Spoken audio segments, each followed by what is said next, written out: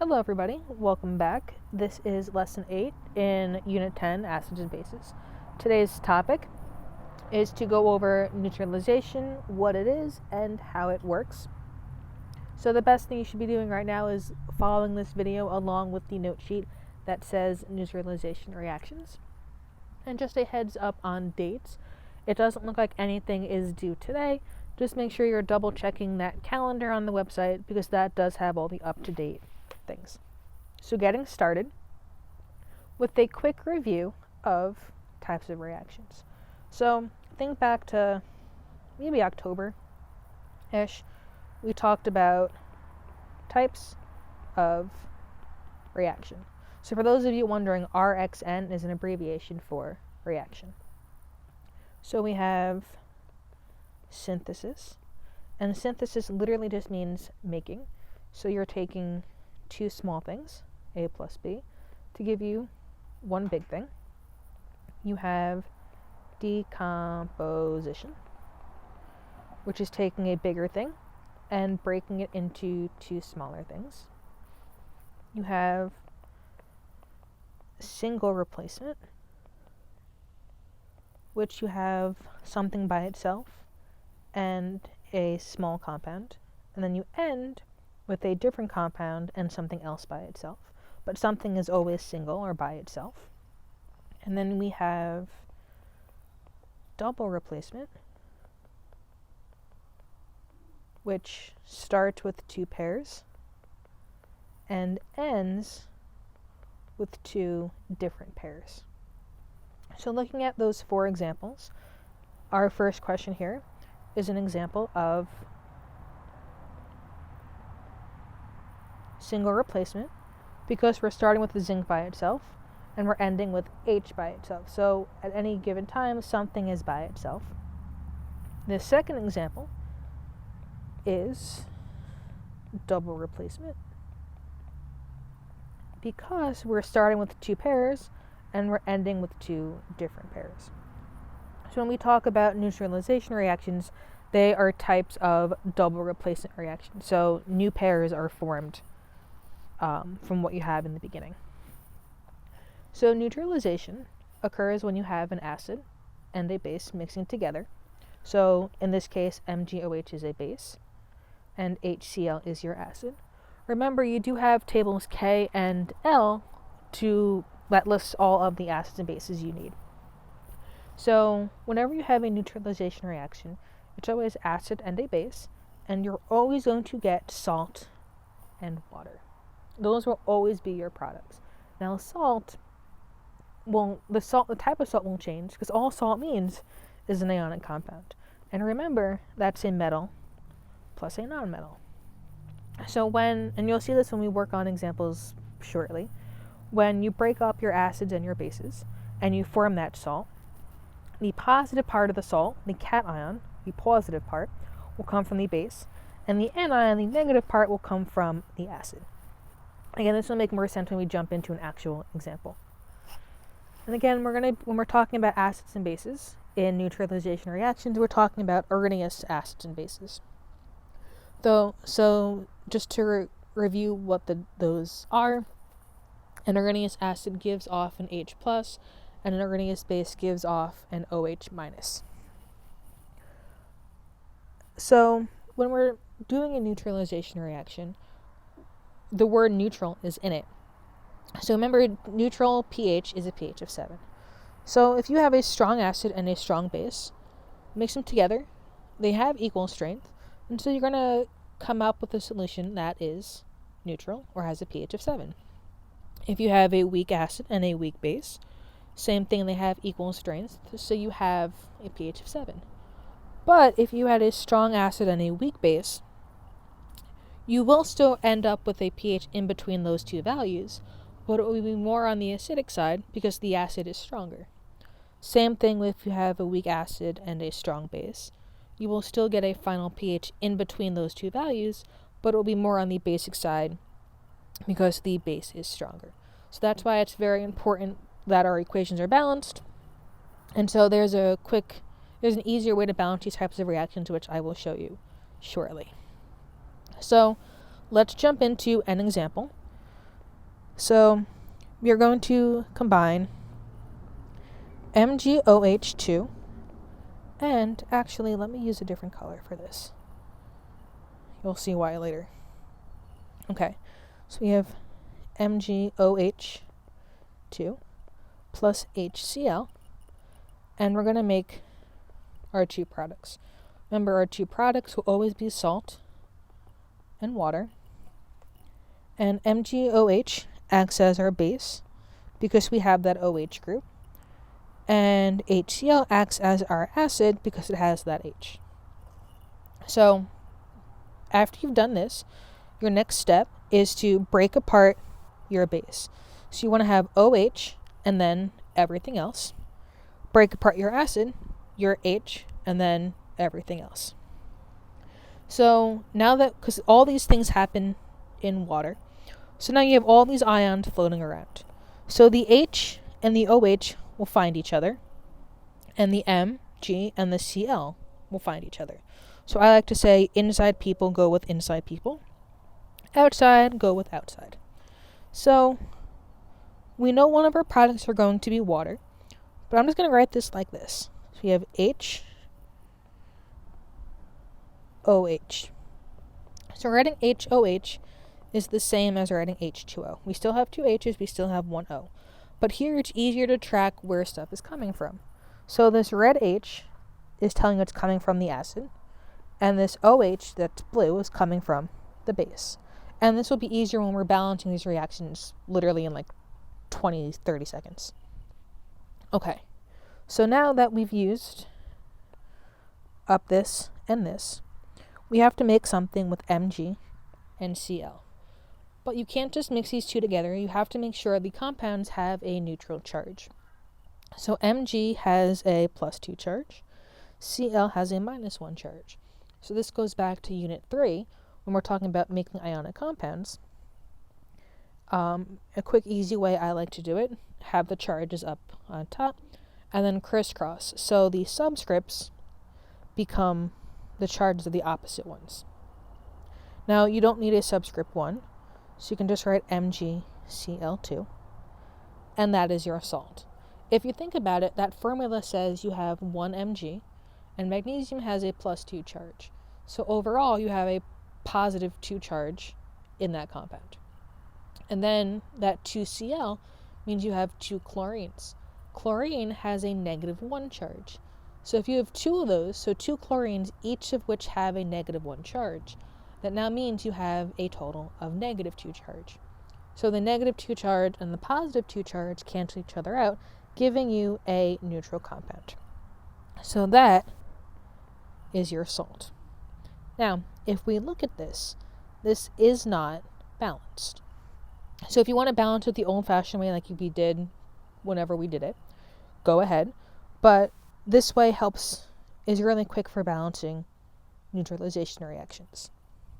So if we look at the OH group in our base, you can see that we have 2 of them.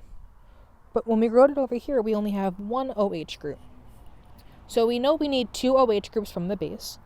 So if we put a big 2 there, now we have 2 of those blue OHs to match with these 2 OHs.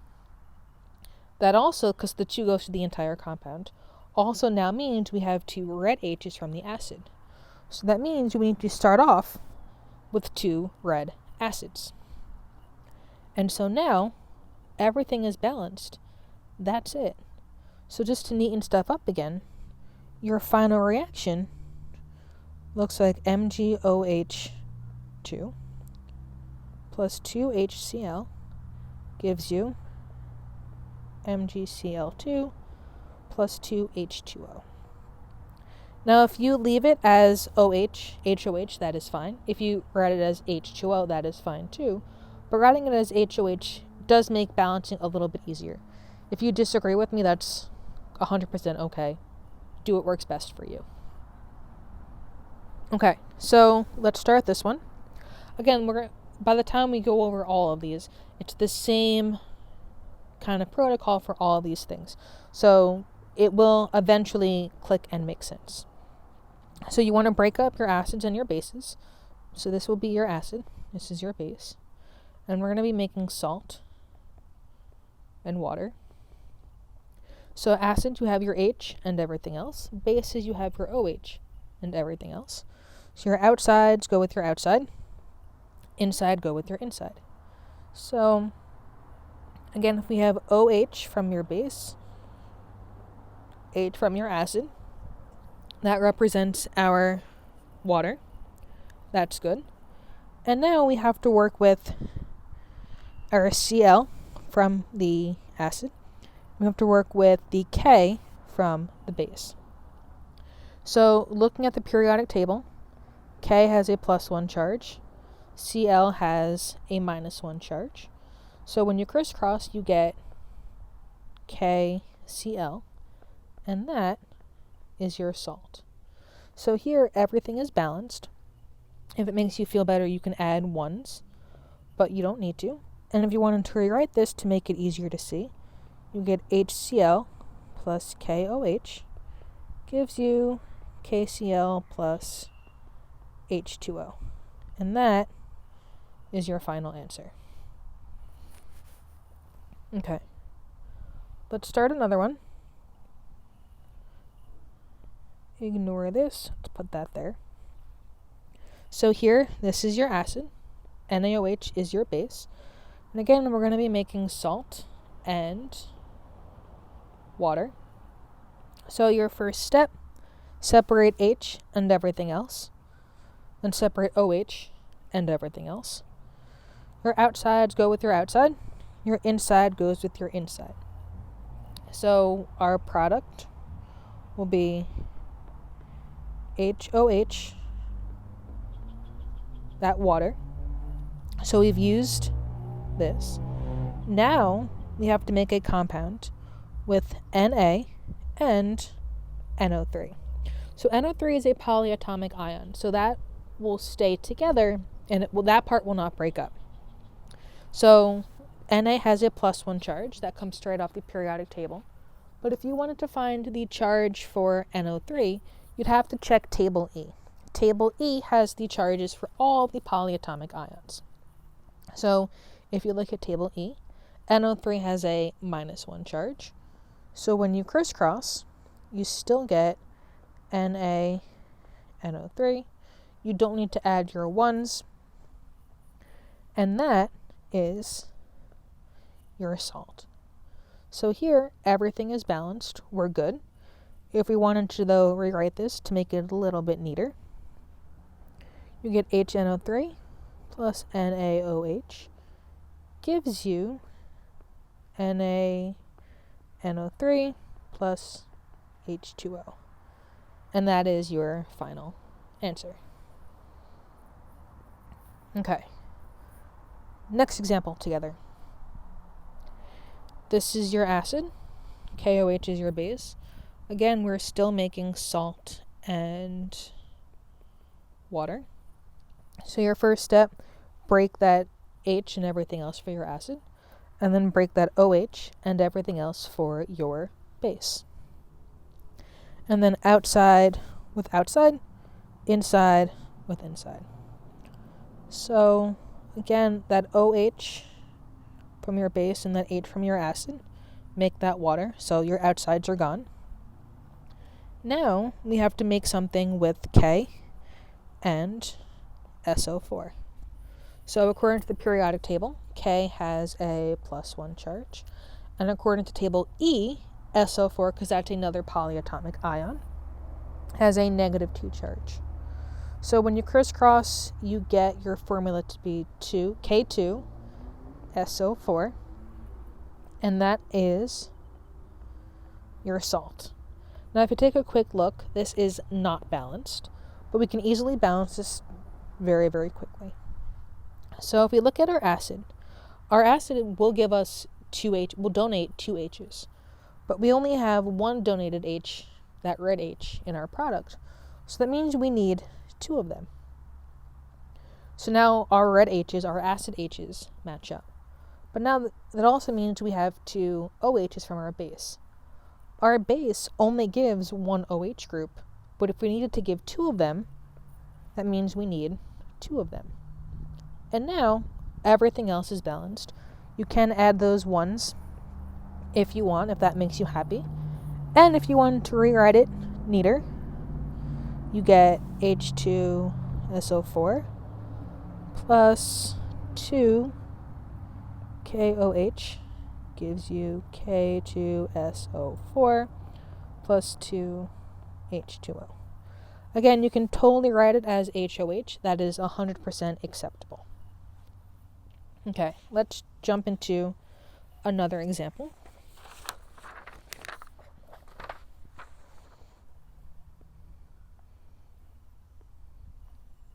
Okay, here is your acid.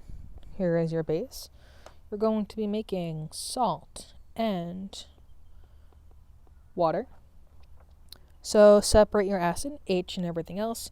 Separate your base, OH, and everything else. Your outside, go with your outside. Inside, go with inside. And so, you know one of your products will always be water. And so if you write it HOH with the color coding, we know the H comes from the acid, the OH comes from the base. So those two things are used up. Now we have to make something with Ca and CO3. So Ca has a +2 charge, according to the periodic table. CO3 has a -2 charge, according to table E.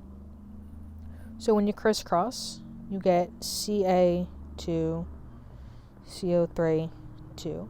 But you can simplify that to Ca, CO3, because the 2's will cancel each other out. And that is your salt, CaCO3. But if you take a quick look, this is not balanced because your acid is giving 2 H's, but your water only has 1. And then your base is giving 2 OH's, but your water only has 1. So we need 2 waters. And now everything else looks balanced. So if it makes you happy to put those ones in, that is fine. And if we were to rewrite this to make it a little bit neater, your final product, or reaction I should say rather, is H2CO3 plus CaOH2 gives you CaCO3 plus 2 H2O. And that is your final reaction. Okay, one more together, then practice for you, but I'll still go over them. Okay, this is your acid, this is your base. You have the H and the OH. We're going to be making salt and water. So again, break your acid into H and everything else. Break your base into OH and everything else. H and OH go together, so your outsides go together. Your insides go together. And so you know water will be your product. So that gets rid of your outsides. And now you have to make something with Li and PO3. According to the periodic table, Li has a +1 charge. According to table E, because this is a polyatomic ion, has a -3 charge. So when you crisscross, you get Li3PO3. Sorry, PO4, my bad. Li3PO4. And that is your salt. So if we take a quick look, this is not balanced. Our acid is giving away 3 H's, but the water only has 1 H, so we need 3 of those. And now that means you also have 3 OH's, so you need 3 of your bases. Everything else can be a 1 if that makes you happy. And then, that's it. So if we were to rewrite this neater, you get H3PO4 plus 3 LiOH gives you Li3PO4 plus 3 waters. And that's it. So for the next 4 questions, if I were you, pause the video, try them, follow the same procedure that I showed you, and then play this video back to review the answers. So if you've paused this, good job. Just to quickly finish these last 4 up, I may go a little bit quicker. So we're going to be breaking up our acids and our bases. Acid, base, we're going to make salt and water. So we know you have OH from your base. You know you have H from your acid. And so now you have to make something with Na and Cl. Na is a +1 charge, Cl is a -1 charge. Crisscross, you get NaCl. That is your salt. Everything is balanced. If you want to rewrite that, you can write it as HCl plus NaOH gives you NaCl plus water. And that is it for practice question number 1. Practice question number 2. This is your acid, this is your base. You're going to make salt and water. Break your acid up, break your base up. You know that you're going to be making water, which looks like this. Again, if the color coding thing doesn't work for you, the HOH doesn't work for you, by all means do it differently, but I just find this easier for me. Okay, so we've used this. Now we have Ca and Br to make something out of. Ca has a +2 charge, Br is a -1 charge. So when you crisscross, you get CaBr2. That is your salt. This is not balanced because we have 2 OH groups from your base, but only 1 in your product. So you need 2 of those.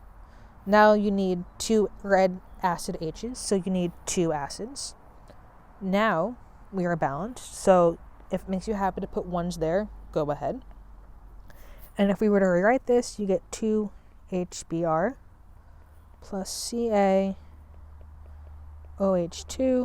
gives you CaBr2 plus 2 waters. Okay. Number 3. This one's a little bit more challenging. And so is number 4, because I gave you 1 product and want the reactants. So we know, so we're going to be looking for an acid, our base. This is your salt, and we also know we need to make water. So OH and H for your water. So we're going to be working the same way, but backwards. So you still want to break up your water, and you still want to break up your salt. So outside with outside, inside with inside, that part does not change. So if you're working on our insides, that's going to be our acid. So H has a +1 charge. SO4 has a -2 charge, according to table E. So when you crisscross, you get H2SO4, and that is your acid. And then if we look back at our products at the outside group, that's this. Ca has a +2 charge. OH has a -1 charge. Crisscross, you get Ca. Now you need 2 of those OH groups, so that needs parentheses. And you get Ca parentheses OH2. And that is your base. Again, these acids and bases that we made are on tables L and K. And then just giving this a quick look, it is not balanced. So we have 2 acid H's, 2 base OH's. So we need 2 waters. And now that looks balanced. And then your final reaction, a little bit neater. H2SO4 plus CaOH2 gives you CaSO4 plus 2 waters. So even if you're still confused now, it's okay. Tomorrow you guys will spend more time on reagents practice for neutralization reactions. Some of the questions that I'm giving you today are on the challenging side. I think tomorrow will be easier for you. So don't worry too much yet. Okay, last example. Again, we're going to work backwards. We need an acid. We need a base. This is your salt. And you know we also make water. So our water is HOH. We're going to follow the same pattern. Break that up. Break up your salt. Outside with outside. Inside with inside. So if you work with the inside, you have H with a +1 charge and Br with a -1 charge. Crisscross, that gives you HBr. And that is your acid. And then if we work with the outside section, so this one, Ba has a +2 charge, OH has a -1, crisscross, you get Ba, and you need 2 of those OHs, so you get Ba parentheses OH2. That is your base. If I give a quick check, this is not balanced. We have 2 OHs from our base, so that means we need 2 of them in our product. Now we have 2 acid H's, so we need 2 of those. Everything looks balanced right now. We are good. Add 1s to make yourself happy. If we want to rewrite this, we get 2 HBr plus Ba OH2 gives you BaBr2 plus 2 waters. That is it. It looks complicated, but if you take your time to kind of work all this stuff out and not take shortcuts, this is not the most challenging thing ever, and we'll be practicing with this more tomorrow. On that note, have a wonderful day.